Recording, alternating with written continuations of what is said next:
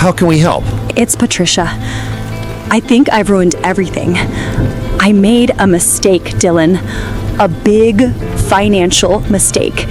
And I'm scared. I'm really scared. I haven't slept for 3 days. I thought I could handle it. I thought I could get back on track. But now, it's too much. I feel like everything is falling apart around me. All right, let's take it step by step. Tell me what triggered this panic. I got a call from the bank this morning. They told me that if I don't pay at least $2,000 by Friday, they'll freeze my account. And I'm already 3 payments behind. 3, Dylan. 3. Patricia, breathe. Every problem has a solution, even the one you're facing right now. I don't believe that anymore. I work so hard. I do overtime, but the money disappears. I'm ashamed. Dylan, I'm so ashamed. You don't have to be ashamed. What's happening to you is something that thousands of people are going through in silence. But you've taken the first step. You've asked for help. That takes courage. I just feel like I'm drowning. Well, you know what? Today, we're going to get you out of the water. And when we're done with this conversation, you'll have a clear, simple, achievable plan. And you're going to get back on your feet. I promise you that. You really think there's still a solution? It's never the problem that decides your future. It's how you respond to it. Now, tell me, where exactly does this debt that's strangling you come from? All right, I'll tell you the truth. But please, don't judge me. I'm not here to judge you. I'm here to save you. Dylan, the truth is, I'm not just $2,000 behind.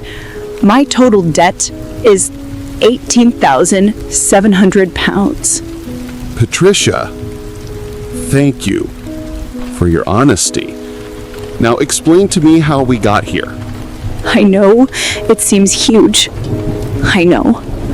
But it all started 6 months ago, when my ex-husband left. I found myself alone with all the expenses, and I couldn't keep up. I'm listening. Go on. At first, I told myself it was only temporary, that I could use my credit card to tide me over. Then I got a second card, then a personal loan to start from scratch, and in the end, I just piled debt on top of debt. Patricia, you've just described what I call the invisible debt trap. And you're not alone. It's a psychological spiral, not a lack of intelligence.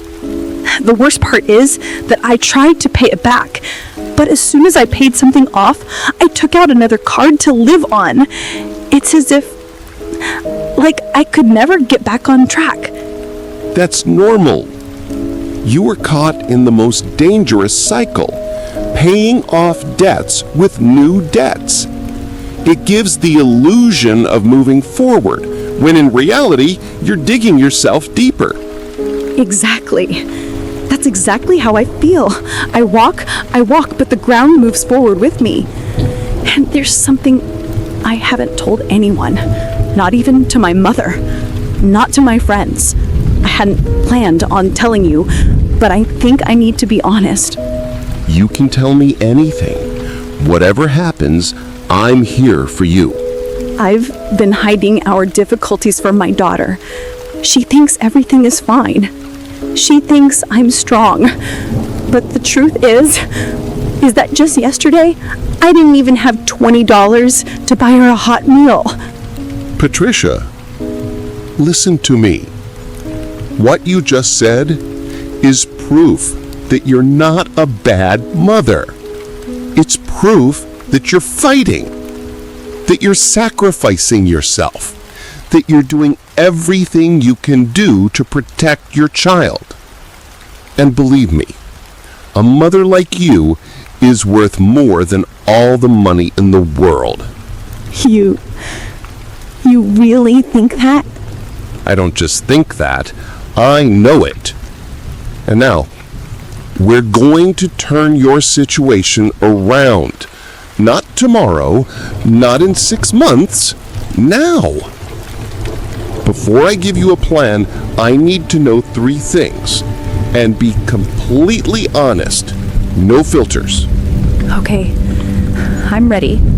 First question. How much do you actually earn per month after tax? About $2,500. A second question is how much do you pay in rent? $1,380. And how much are your minimum payments each month? About $620. Right. I can see the problem right away. Patricia, you're trying to survive with a system that was built to stifle you. You're not the problem. It's the system you're stuck in. So what do we do? Tell me what to do, Dylan. I beg you. We're going to use what I call the Phoenix Plan. A 4-step plan to revive anyone financially, even when all seems lost. The Phoenix Plan? Dylan, tell me everything. I'm ready. All right, Patricia. Open your heart wide and your mind. The Phoenix Plan is the method that has helped hundreds of people out of situations worse than yours. And if you apply it, I guarantee that in 6 months, you won't recognize your life anymore. Dylan, I'm ready. Tell me exactly what to do. Listen carefully. We're going to divide your return to stability into 4 steps. 4 simple but powerful steps. Okay. First step. You immediately stop all non-essential spending. This is called a financial freeze. A freeze? That means nothing at all? Nothing. No going out. 0 impulse buys. 0 treats. For 30 days. But what about my daughter? What about the little things? I'm not talking about stopping living. I'm talking about stopping the bleeding. You can't heal a wound if you keep cutting yourself. Your essential expenses remain: food, transportation, rent, bills. Nothing else. I think I can do it. Yes, I can. You're stronger than you think. And you're not alone. Now, step 2. We face the truth. Not what you feel, not what you think, what you spend. I've always been afraid to face that. Fear disappears when clarity arrives. You're going to take the last 3 months and you're going to write down every pound that comes out of your account. Every coffee, every subscription, every detail. This is going to take a while. Yes, and that's why it will set you free. Because you're going to discover something that no one has ever told you. What? The problem is never the big payments. The problem is the little holes in the boot. Coffee, Uber Eats, the little expenses that go unnoticed. They're what sink even the most courageous people. I feel like you're right. I can feel it. And step 3. We cut without pain, but with intelligence. What do you mean, painless? Because most people cut indiscriminately. They cut what they like and leave the real leaks. That's true. You're going to cut your unnecessary subscriptions, your bank charges, your overpriced insurance policies, services you no longer use, and most of all, emotional spending. Emotional expenses? Yes. The kind you make when you're sad, tired, stressed, or frustrated. You don't spend money to buy an object. You spend money to buy an emotion. Wow. I'd never thought of it that way. No one teaches us that. But today, you're learning. And now, the final step, the most important, the most powerful. Rebuilding your life, not as it was before, but better. And how do I do that? By creating a 3-pillar plan. Pillar 1, the Renewal account. You are going to create a special account, an account that no one touches, not even you. A savings account. No, a Renewal account. You'll put 50 pounds in it every week, even if you have to sell something, even if it's difficult, because this account will become your security, your dignity, your strength. I like the name, Renewal. Pillar 2, the Smart Debt Plan. You're not going to pay off all your debts at once. That's a fatal mistake. You're going to pay off the smallest one first. Always. Why the smallest? Because every victory gives strength, and strength creates discipline, and discipline creates freedom. Pillar 3, multiplied income. But Dylan, I only have one salary. And that's exactly your problem. You don't have a spending problem. You have a source problem. One source of water, and you want to feed an entire household. It's impossible. So what do I do? You are going to create a second income. Not a big one, not a complicated one, a small one. Stable, quick, suitable for your life as a mother. Like what?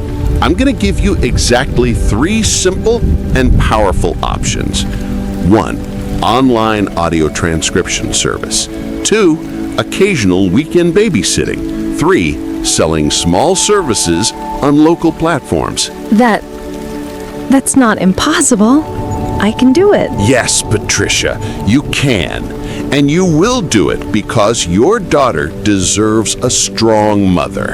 And you deserve a new life. Dylan, I entered this broken conversation, and now I feel like I've been reborn.